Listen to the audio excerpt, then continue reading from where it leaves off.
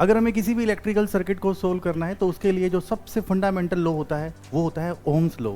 तो Ohm's law का जो नॉलेज है वो एक इलेक्ट्रिकल इंजीनियरिंग के एस्पिरेंट्स के लिए बहुत ही ज़्यादा इंपॉर्टेंट होता है। तो आज के सेशन में मैं आपको ओम्स लॉ पहले तो बताऊंगा कि ओम्स लॉ के अंदर क्या उसकी डेफिनेशन है, क्या उसका एक्चुअल स्टेटमेंट है, उस ओम्स लॉ हम कहाँ पे लगा सकते हैं, कहाँ पे नहीं लगा सकते, और फिर ओम्स लॉ के ऊपर अभी तक जितने भी क्वेश्चंस पूछे गए हैं वो सारे क्वेश्चंस हम डिस्कस करेंगे। ठीक है, तो वीडियो में आप एंड तक बने रहना और जितने भी मैं आपको क्वेश्चंस कराऊंगा उनके आंसर्स जो हैं वो आप पोज करके देना।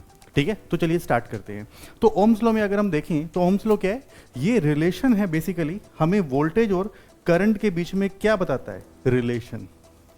ठीक है, वोल्टेज और करंट के बीच में ये एक रिलेशन हमें बताता है और इसको सबसे पहले डिस्कवर किया जॉर्ज सीमेन ओम। ठीक है, तो ये एक जर्मन साइंटिस्ट थे जिन्होंने ओम्स लॉ के बारे में बताया था। इन्होंने बोला voltage across and current through, क्योंकि वोल्टेज एक अक्रॉस क्वांटिटी होती है और करंट जो है वो एक थ्रू क्वांटिटी होती है। ठीक है, तो जो इन्होंने स्टेटमेंट दिया उस स्टेटमेंट में ये था the current flowing through a conductor is directly proportional to the potential difference. ठीक है, जो भी करंट फ्लो करेगा वो डायरेक्टली प्रोपोर्शनल होगा जो उसके अक्रॉस पोटेंशियल डिफरेंस अप्लाई किया गया है। बट प्रोवाइडेड, कुछ कंडीशंस का ध्यान रखना है, प्रोवाइडेड फिजिकल कंडीशंस, कि कोई भी फिजिकल कंडीशंस जो है वो बदलनी नहीं चाहिए। यहाँ पर फिजिकल कंडीशन का मतलब टेम्परेचर से, प्रेशर से, स्ट्रेस से, कोई भी फिजिकल कंडीशन है वो उस कंडक्टर की बदलेगी। अगर नहीं बदलेगी तभी ये जो स्टेटमेंट में ये बोला गया है कि जो करंट है that is directly proportional to voltage or current flowing through the conductor is directly proportional to the voltage across that conductor, ये वैलिड रहेगा। ठीक है, और अगर हम इसके बाद में अगर हम देखें तो इसके लिमिटेशंस में क्या है, लिमिटेशंस में ये कि ओम्स लॉ आप उन्हीं नेटवर्क में अप्लाई कर सकते हो जो लंप होती हैं। अब लंप नेटवर्क क्या होती हैं, लंप नेटवर्क वो नेटवर्क होते हैं जिनका जो लेंथ होता है कंडक्टर का वो कम होता है। ठीक है, क्योंकि अगर कंडक्टर का लेंथ कम होगा तो उसका जो रेसिस्टेंस है या उसके जो भी पैरामीटर्स हैं उन पैरामीटर्स को अपने कंसंट्रेट कर सकते हैं। एग्जाम्पल के तौर पे जरा ये देखिए, जैसे कि सपोज अगर एक मेरे पास एक वायर है, 1 मीटर की एक वायर है, तो 1 मीटर की वायर का कुछ रेजिस्टेंस होगा।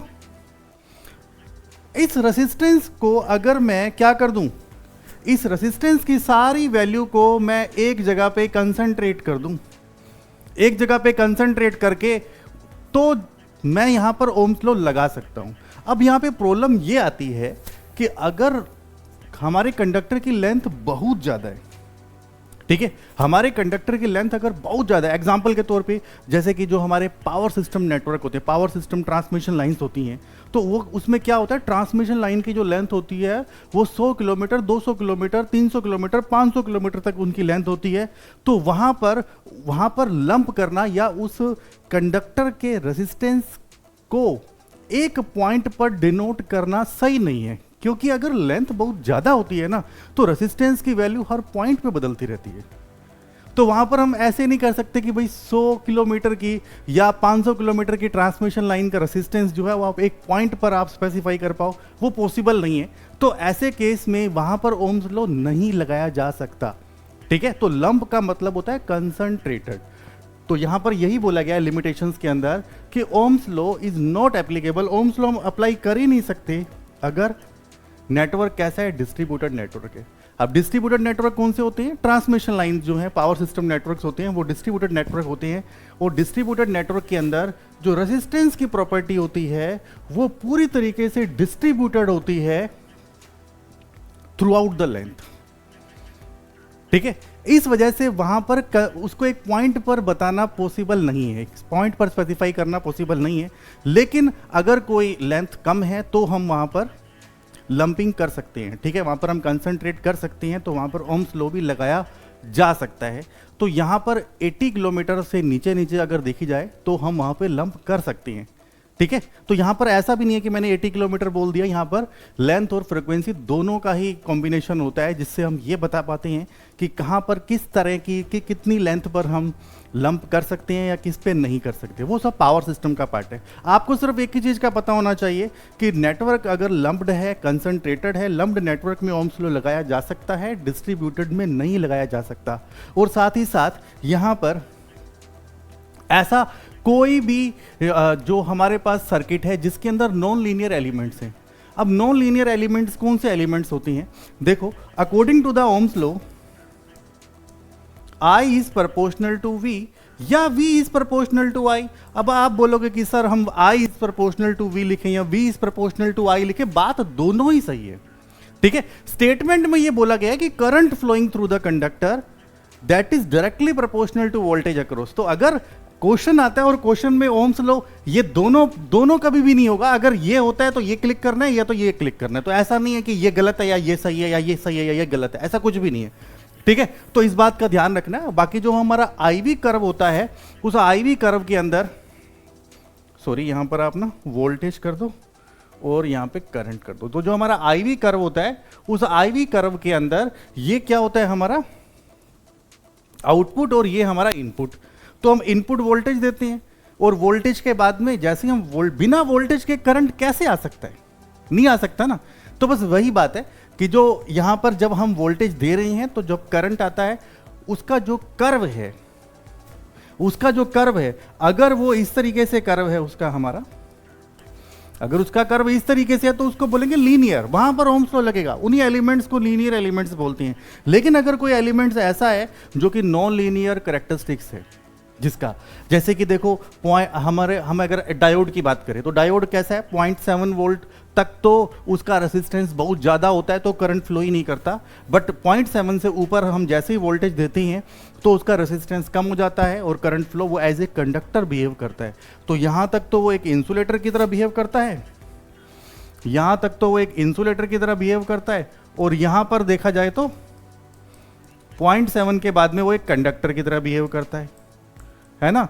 इसीलिए इसको पूरा कंडक्टर नहीं बोलते, सेमी कंडक्टर बोलते हैं। तो सेमी कंडक्टर में डायोड भी है, ट्रांजिस्टर भी है, बीजेटी भी है, ये सारे बीजेटी पूरी फैमिली के अंदर, ये मॉसफेट ये सब आ जाएगा। और ट्रांजिस्टर से पहले हमारे पास क्या होती थी, वैक्यूम ट्यूब्स या आर्क लैंप। तो ये ध्यान में रखना है कि वैक्यूम ट्यूब्स जो हैं वो भी एक नॉन लीनियर एलिमेंट है, आर्क लैंप जो है वो भी एक नॉन लीनियर एलिमेंट है। ठीक है, इवन जो बाकी जो सेमीकंडक्टर्स हैं वो तो नॉन लीनियर एलिमेंट्स हैं, तो वहां पर हम ओम्स लॉ अप्लाई नहीं कर सकते। तो इस बात का ध्यान रखना है।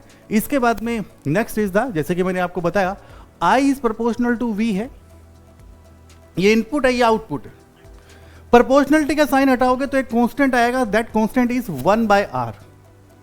1/R क्या होता है, कंडक्टर्स, दैट इज G। ठीक है ना, ये क्या है, G, कंडक्टेंस। तो इसका मतलब अगर V प्रोपोर्शनल टू I करूंगा तो ये R इधर आ जाएगा, V is equal to IR। तो ये R क्या है, R इज द रेसिस्टेंस। ठीक है, तो अगर IV कर्व आपको दे रखा है तो उस IV कर्व का जो हम स्लोप निकालेंगे, ये अगर हमारा आउटपुट है और ये अगर हमारा इनपुट है, तो जो ये स्लोप आएगा y is equal to mx करोगे तो जो m है 1/R आएगा। और 1/R क्या होता है, कंडक्टेंस होता है, G होता है। ठीक है, तो इसका मतलब अगर ये स्लोप ज्यादा है, अगर ये स्लोप हमारा ज्यादा है तो G ज्यादा होगा, G ज्यादा होगा तो R कम होगा। ठीक है, तो इन सब बातों का आपको ध्यान रखना है। और जब भी हम कैरेक्टरिस्टिक्स रिप्रेजेंट करते हैं तो हमेशा this part is the input, that is the output, that's why it is IV curve. ठीक है, तो VI नहीं होगा, IV कर्व होगा। Is that clear? तो इसके बाद आगे हम इसके ऊपर बेस्ड कुछ क्वेश्चंस करेंगे। उन क्वेश्चंस को स्टार्ट करने से पहले अभी अनअकैडमी पर 50% ऑफ का जो ऑफर चल रहा है, जिसके थ्रू आप यहाँ पे देख सकते हो कि चाहे हमारा SSC और RRB JEE दोनों का सब्सक्रिप्शन हो, दोनों के सब्सक्रिप्शन पर भी आपको 50% का ऑफ मिलेगा। प्राइस यहाँ पर आप देख सकते हो, कोड यूज कर लेना, टेस्ला 10 कोड यूज कर रहे हैं। ठीक है, तो यहाँ पर जो ये बैचेज हैं इनको आप ज्वाइन कर सकते हो। तो SSC के लिए जो कर्तव्य बैच जो है उसको ज्वाइन करने के लिए आप यहाँ पे देख सकते हो कि ये 2025 के लिए स्टार्ट किया गया है। तो 24 महीने का जो सब्सक्रिप्शन है, चाहे 12th मंथ का हो चाहे 6 मंथ का हो, सब पर आपको 50% का ऑफ अभी चल रहा है टेस्ला 10 कोड लगाकर।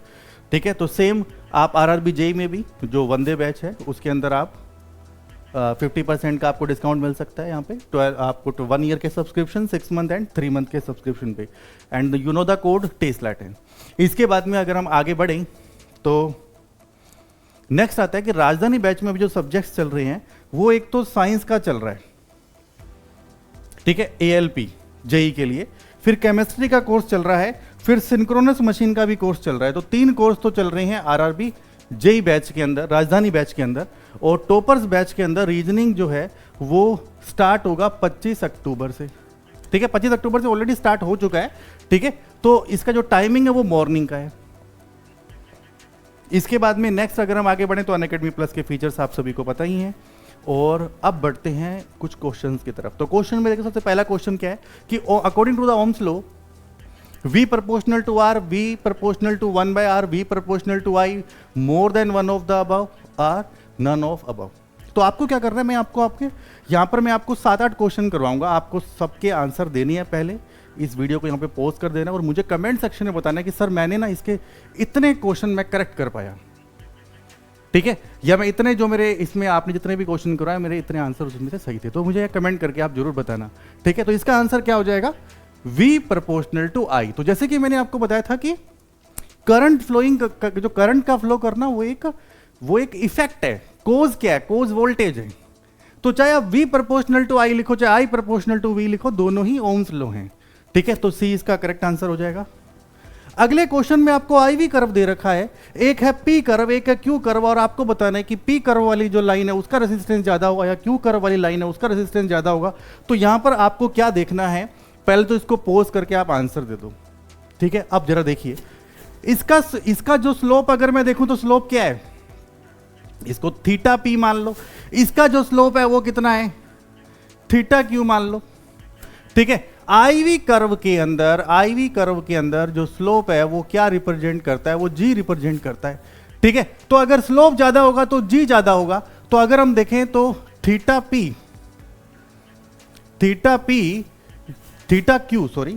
क्यू जो है वो ज्यादा है थीटा पी से। तो क्यू वाले का स्लोप ज्यादा है, पी वाले का स्लोप कम है। तो इसका मतलब कंडक्टेंस क्यू वाले का ज्यादा होगा और पी वाले का कंडक्टेंस कम होगा। इसका मतलब रेसिस्टेंस जो है वो पी वाले का ज्यादा होगा और क्यू वाले का रेसिस्टेंस कम होगा। ठीक है, तो आंसर क्या आ जाएगा, पी वाले का ज्यादा होगा क्यू वाले का कम होगा। ठीक है, तो जिसका स्लोप कम होगा उसका रेसिस्टेंस ज्यादा होगा, जिसका स्लोप ज्यादा होगा उसका रेसिस्टेंस कम होगा, क्योंकि स्लोप कंडक्टेंस रिप्रेजेंट कर रहा है, रेसिस्टेंस नहीं रिप्रेजेंट करता आईवी कर्व के अंदर। ठीक है, तो बढ़ते हैं नेक्स्ट क्वेश्चन की तरफ। आपको बताना है कि इनमें से कौन सा ट्रू है। तो वीडियो को पॉज करिए और पहले बताइए कि इसका आंसर क्या होगा। तो यहां पर अगर हम देखें तो बेसिकली ये हमसे ओम्स लॉ का स्टेटमेंट पूछ रहा है। तो हमें क्लियरली दिखाई दे रहा है कि ऑप्शन नंबर जो 3 है उसमें ये मेंशन कर दिया गया है कि जो current flowing through a wire is directly proportional to the potential difference applied across its end, कि दोनों एंड पर कितना पोटेंशियल डिफरेंस आप अप्लाई करोगे अकॉर्डिंगली उसमें करंट फ्लो करेगी। आगे अगर हम बढ़े तो नेक्स्ट है पोटेंशियल डिफरेंस अगर V है, एक मेटेलिक वायर जो है उसके across directly proportional to the current flowing through, तो बताना है। और अगर टेम्परेचर को भी सेम कर दिया जाए तो बताओ ये कौन सा लॉ है। ठीक है, that is the Ohm's law. तो इस तरह के क्वेश्चंस आपसे एग्जाम में पूछे जाते हैं। यहां पर पूछा गया है कि करेक्ट स्टेटमेंट आपको बताना है कि इनमें से करेक्ट स्टेटमेंट कौन सा है। पहला देखिए, it is valid for any circumstances. क्या ओम्स लॉ सारे सर्कमटेंसेस पे यानी कि वैलिड है। Ohm's law is valid for all conducting materials. Temperature must be constant for validation of this law. ये तो बात बिल्कुल सही है कि टेम्परेचर का कांस्टेंट होना बहुत जरूरी है अगर हमें ओम्स लॉ का वैलिडेशन करना होता है। ठीक है, तो सी इसका आंसर हो जाएगा। नेक्स्ट हमें ये बोल रहा है कि पोटेंशियल डिफरेंस, एक इलेक्ट्रिक हीटर है, एक हीटर है उसके अक्रॉस जो वोल्टेज है वो है 60 और जो उसमें करंट फ्लो कर रहा है वो है 4 एम्पियर। ठीक है, तो आपको ये बताना है कि अगर सेम इसी इलेक्ट्रिक हीटर के अक्रॉस मैं 135 वोल्ट लगा दूं तो इसमें करंट कितना फ्लो करेगा ये बताना है, ठीक है। तो पहले सोच लीजिए कि इसका आंसर क्या होगा। तो यहां पर अगर आप देखोगे तो ओम्स लॉ क्या कहता है, V is equal to I into R. तो V क्या है हमारा 60, I 4R। तो यहां से R की वैल्यू बताओ कितनी हो जाएगी, 60/4 दैट इज 15 ओम। ये R की वैल्यू हो जाएगी। तो रेसिस्टेंस हमें मिल गया according to the Ohm's law. तो अब हम करंट बता सकते हैं that is 135 divide by 15 that is 9 ampere, ठीक है। तो इस तरह के क्वेश्चंस जो हैं वो ओम्स लॉ के ऊपर बेस्ड होते हैं। तो एक और क्वेश्चन देख लेते हैं। नेक्स्ट इज द, अगर एक रेजिस्टेंस है 2.5 किलो ओम का और अगर उसमें करंट 2 मिली एम्पियर का फ्लो कर रहा है तो आपको बताना है कि उसके अकॉर्डिंग उसके अक्रॉस वोल्टेज कितना आएगा। तो भाई वोल्टेज कितना होगा, ओम्स लॉ क्या कहता है, V proportional to I, proportionality constant V proportional to I में प्रोपोर्शनलिटी कांस्टेंट R आता है, I प्रोपोर्शनल टू V में प्रोपोर्शनलिटी कांस्टेंट 1/R आता है, दैट मींस G आता है। तो यहां पर आप अगर देखोगे तो V is equal to I into R हो जाएगा।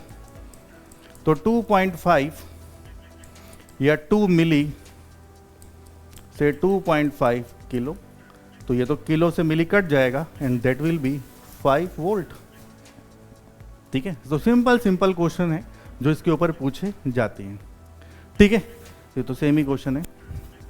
तो बस इतने ही क्वेश्चन थे। अब आप मुझे कमेंट सेक्शन में बताना कि आपके कितने क्वेश्चन सही हुए। तो इस तरीके से हमने जो ओम्स लॉ है उसको पूरा एक बार स्टडी कर लिया, पूरा अच्छे से देख लिया कि क्या कहाँ पर इसको लगाया जा सकता है, कहाँ पे नहीं लगाया जा सकता। और जो आपको कन्फ्यूजन होता है कि sir I proportional to V होता है या V प्रोपोर्शनल टू I होता है, तो बस वही मैंने आपको बताया। कर्व हमेशा IV कर्व क्यों होता है, तो वो भी मैंने आपको बताया कि भाई इनपुट आप हमेशा वोल्टेज दोगे, बिना वोल्टेज के करंट नहीं आ सकता। तो हमारा हमेशा इनपुट क्या है, जो हमारा जो कोज है वो क्या है, वो वोल्टेज है, और इफेक्ट क्या है, वो करंट है। तो इसलिए IV कर्व हम बनाते हैं, ठीक है। और उसका स्लोप 1/R होता है। तो इस तरीके से ओम्स लॉ है वो हमने विद क्वेश्चंस कंप्लीट कर लिया। इसी तरीके से मैं BW के और भी जो टॉपिक्स हैं वो विद MCQs अपलोड करता रहूंगा। तो आज के लिए बस इतना ही, और आप मुझे कमेंट सेक्शन में बताना कि ये वीडियो आपको कैसे लगा। Thank you.